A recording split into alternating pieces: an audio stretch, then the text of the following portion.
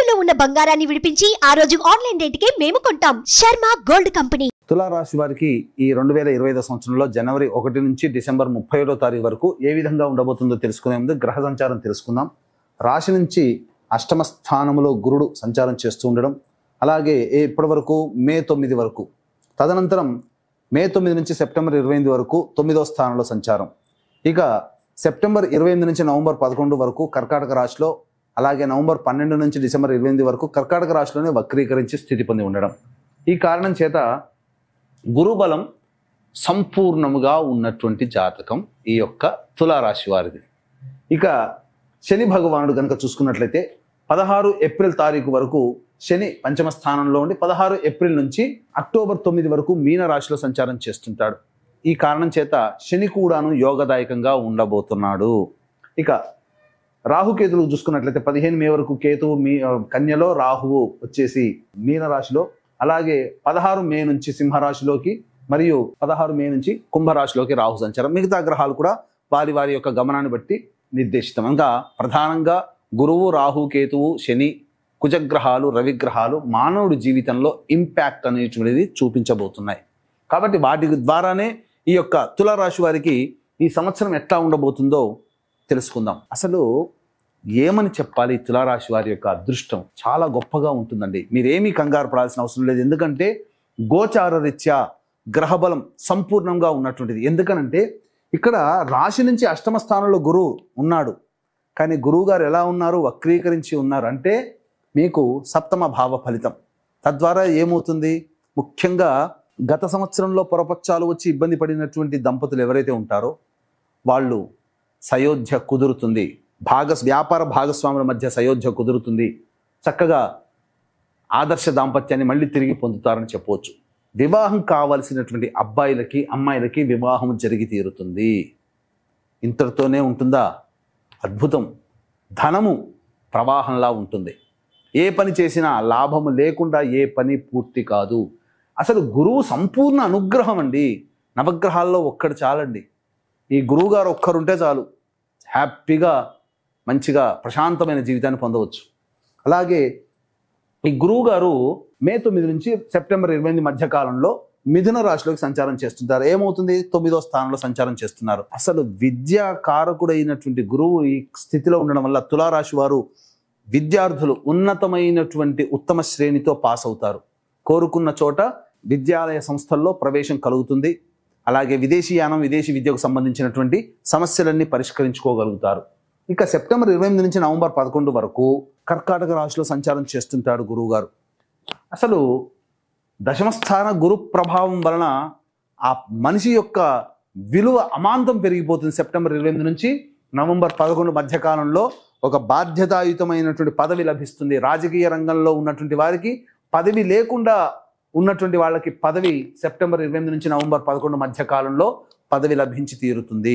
కేంద్ర రాష్ట్ర ప్రభుత్వాలలో పనిచేసేటువంటి ఉద్యోగస్తులు ఎవరైతే ఉంటారో ప్రమోషన్స్తో కూడుకున్నటువంటి బదిలీలు కానీ, లేదా ఇతర చోట్లకి బదిలీల కోసం ప్రయత్నం చేసే వాళ్ళకి సాఫీగా బదిలీలు జరిగిపోతాయి.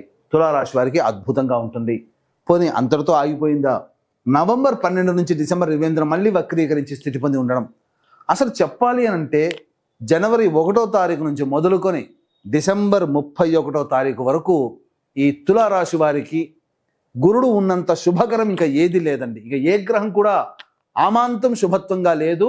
ఈ యొక్క తులారాశిలో జన్మించినటువంటి వారికి అద్భుతమైనటువంటి యోగము, రాని బాకీలు వసూలవుతాయి. అలాగే ప్రతి దాంట్లో కూడా పనులలో అనుకూలత ఉంటుంది. ఏ పని చేసినా అనుకున్న సమయానికంటే ముందే పూర్తవ్వడము, ఇవన్నీ జరిగిపోతాయి. కాబట్టి ఈ 2025 సంవత్సరాన్ని అస్సలు వదిలిపెట్టకండి. మీరు ఏమనుకుంటారో, ఏ వ్యాపారం ప్రారంభించాలనుకుంటారో, ఏది చేయాలనుకుంటారో మొదలు పెట్టుకోవడానికి ప్రణాళికలు రూపొందించండి. తగు సమయం చూసి, మంచి ముహూర్తం చూసి మొదలు పెట్టండి. గురువు అనుగ్రహిస్తాడు. ఆ పనులలో విజయం అనేటువంటిది మీ సొంతం అవుతుంది, సందేహమే లేదండి.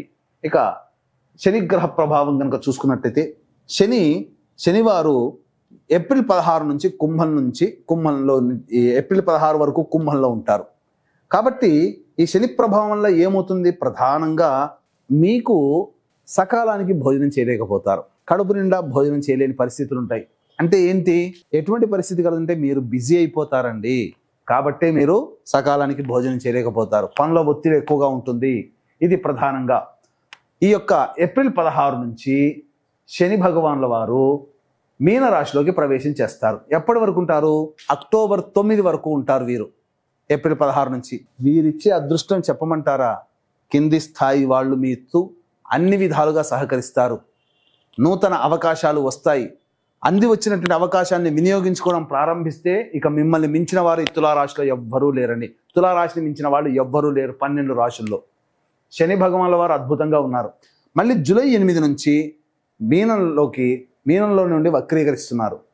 కానీ అక్టోబర్ 10న మళ్ళీ కుంభంలో ఉండి వక్రీకరించి ఉండడం. కాబట్టి ఈ తులారాశి వారికి ఏంటంటే శని భగవానుల వారు కొద్ది కష్టాలు అనేటువంటివి ఉంటాయి. ఎప్పటి నుంచి ఉంటాయి?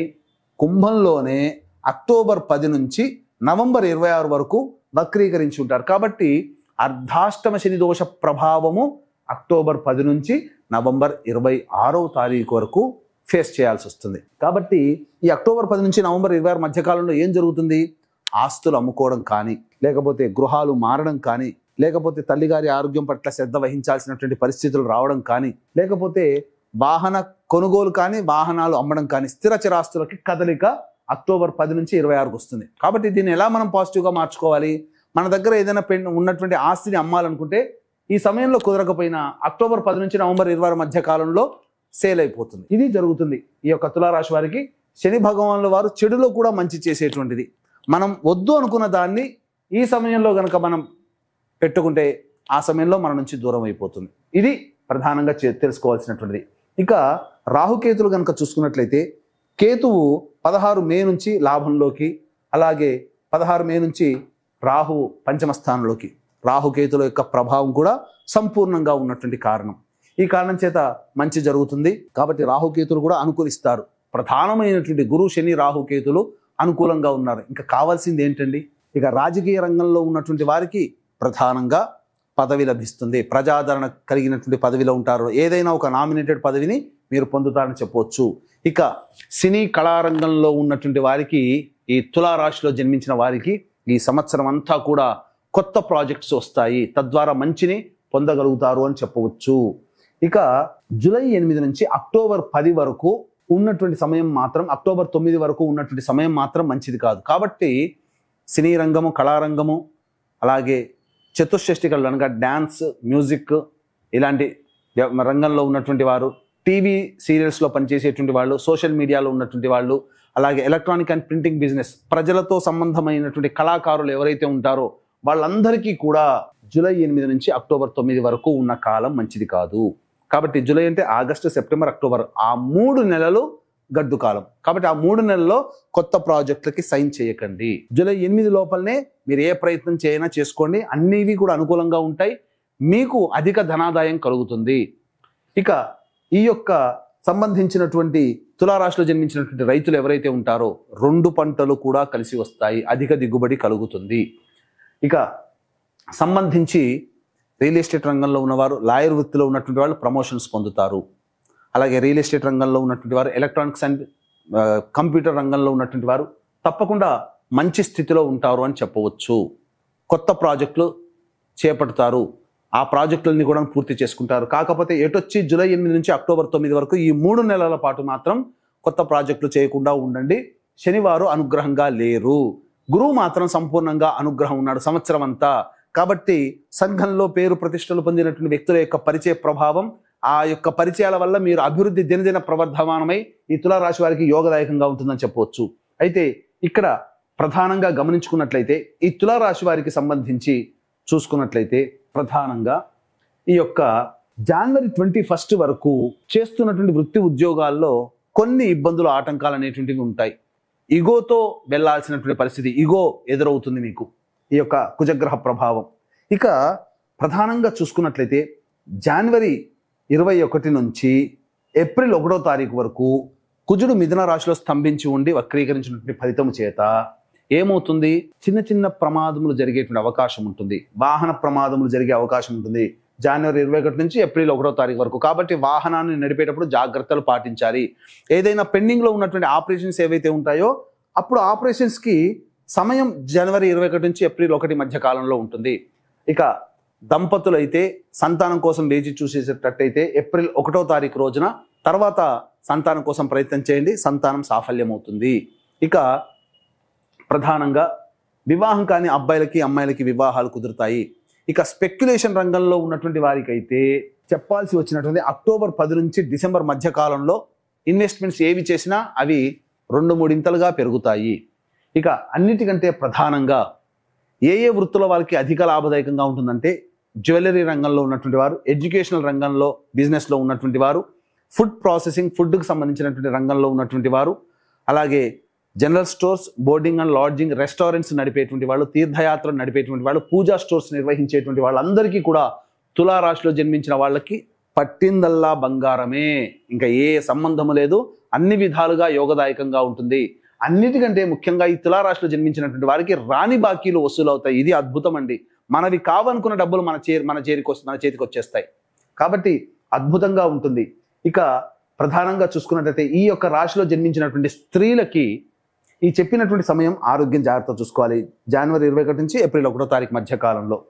ఇక ప్రధానంగా నిరుద్యోగస్తులు అనేటువంటిది కనుక చూసుకున్నట్లయితే ప్రధానంగా డిసెంబర్ 15 నుంచి డిసెంబర్ 30వ తారీఖు వరకు కూడా మనకు ఈ సంవత్సరంలో అనగా 2025 సంవత్సరంలో డిసెంబర్ 15 నుంచి డిసెంబర్ 30 తారీఖు మధ్యలో వేరే ఉద్యోగానికి మార్పులు అనేటువంటివి కలుగుతాయి.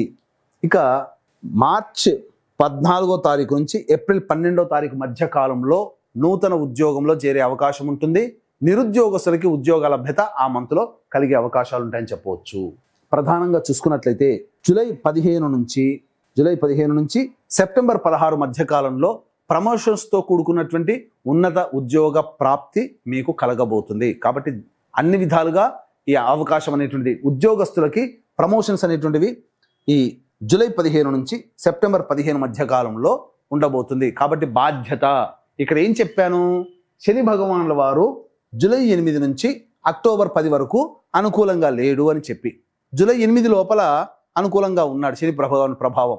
కాబట్టి ఏం జరుగుతుంది, ఇక్కడ మీకు ఉద్యోగ బాధ్యతలు జూలై 15 నుంచి సెప్టెంబర్ 15 మధ్య కాలంలో మీకు ఉద్యోగము ప్రమోషన్స్తో కూడుకున్నటువంటి ఉద్యోగం లభిస్తుందని చెప్పాము. ఎట్ ద సేమ్ టైం ప్రమోషన్స్తో కూడుకున్న ఉద్యోగం లభించినప్పుడు బాధ్యత పెరుగుతుంది కదా.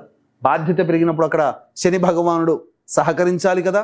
కానీ శని భగవానుడు అక్కడ సహకరించట్లేరు. ఏమవుతుంది, మీ కింది ఉద్యోగస్తులు ఎవరైతే ఉంటారో వాళ్ళ ద్వారా మీకు అపజయం అనేటువంటిది, ఇబ్బందులు అనేటువంటివి కలుగుతాయి. అందుకనే ఇక్కడ ప్రతిదీ రిటర్న్ బై గాడ్.